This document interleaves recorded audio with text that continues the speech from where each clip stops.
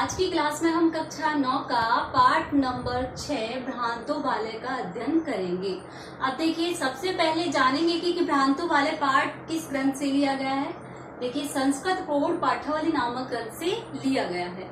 अब देखिए, जानते हैं भ्रांतों का अर्थ क्या होता है। भ्रांतों का अर्थ होता है विचलित और वाले का अर्थ होता है बालक, विचलित बालक। ये जो पाठ है एक विचलित बालक की कथा है।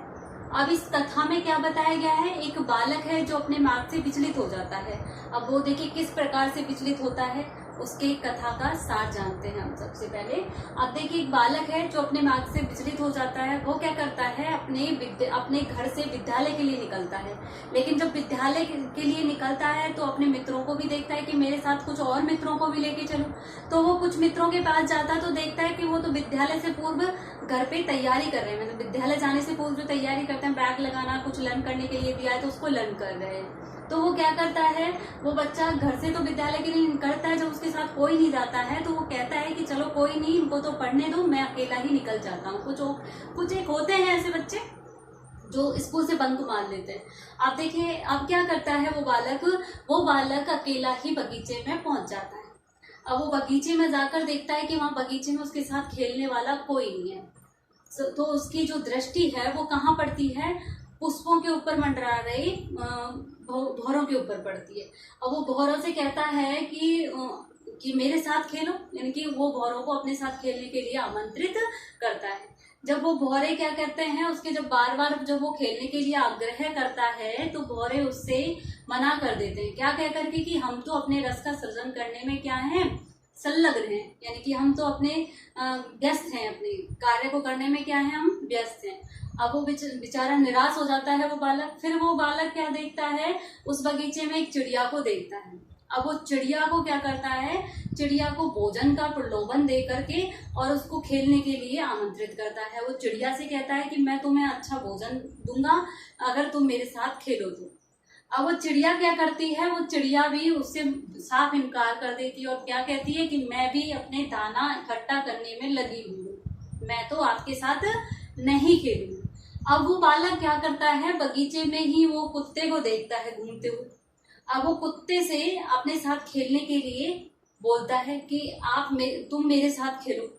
अब वो कुत्ता क्या कहता है, वो कुत्ता कहता है कि मैं तो अपने मालिक के कार्य करने में लगा हुआ हूँ, मैं भी आपके साथ नहीं खेल सकता।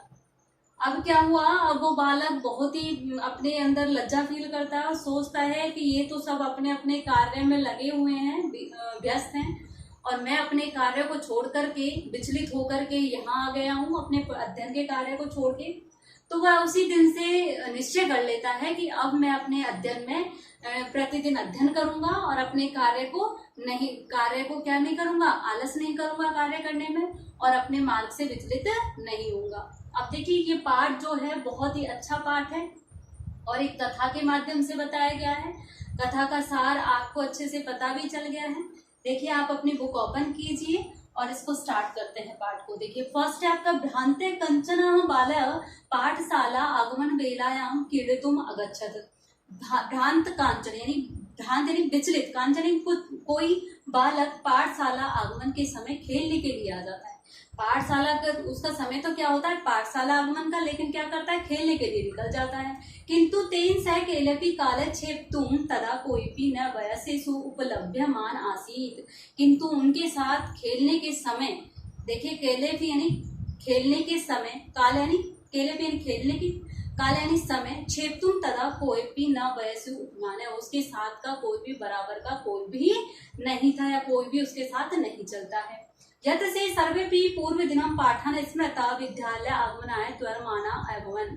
यत क्योंकि वे सब विद्यालय से पूर्व पाठ को याद करके विद्यालय जाने के लिए जल्दी में थे। त्वरमाना अभवन् यानी जाने के लिए जल्दी में थे। तंत्रालु बाल लज्जाया तेषां दृष्टिपदमपि परिहरन् एकापि किमपि उद्धानं प्राविशते। देखिए, तंत्रालु का अर्थ क्या होता है यहाँ पर। देखिए, कुछ बालक जो क्या है, देखिए मैंने आपको बताया था पहले, तंत्रालु का होता है जो आलसी बालक होता है। वह आलसी बालक बिना लज्जा के अपनी नजरों को बचाते हुए एक अकेला ही उद्यान में क्या कर लेता है, प्रवेश कर जाता है। जैसे मैंने आपको पाठ में बताया है, पाठ के सार में भी बताया था। सह अचिंतित वह सोचने लगा, मेरा मंतु एते बराका पुस्तक दासा, ये सब तो क्या है, एते नहीं, ये सब तो सारे बराका है, पुस्तक दास है, पुस्तक के दास हैं, ये सब तो क्या है, पुस्तक के दास हैं।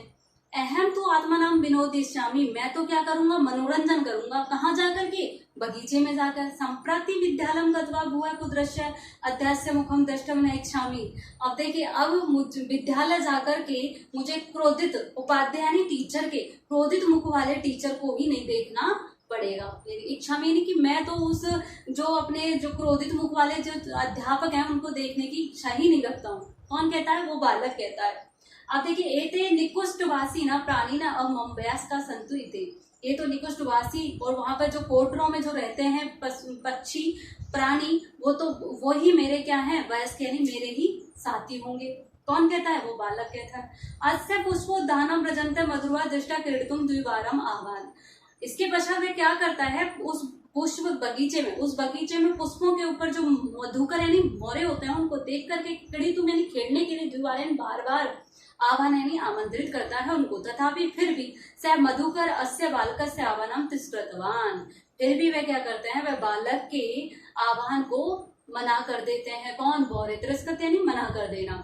ततो भुव भुव हट्टा आचरती बाले से मधुकर आगत, जब बालक जिद करता है उनसे बार बार, हट यानी जिद करना, जब वह बालक बार बार भुव भुव यानी बार बार, हट यानी जिद करता है, से मधुकर आ गया, तो मधु गाता है, गा करके बताता है मधु यानी कि भौरा उनको गा करके बताता है, वयम ही मधु संग्रह भद्रायति, हम सब तो मधु यानी शहद, मधु यानी शहद या रस को इकट्ठा करने में लगे हुए हैं। यानी कि वो अपने मार्ग से विचलित नहीं थे, वो अपने कार्य में लीन थे, और वो एक एक करके मना कर देते हैं। आगे का जो पाठ है हम आपको कल अध्ययन करेंगे उस पाठ का, ठीक है। आप यहाँ तक इसका अर्थ लिखोगे और इसके पाठ के सार को भी पढ़ोगे, ठीक है। Thank you.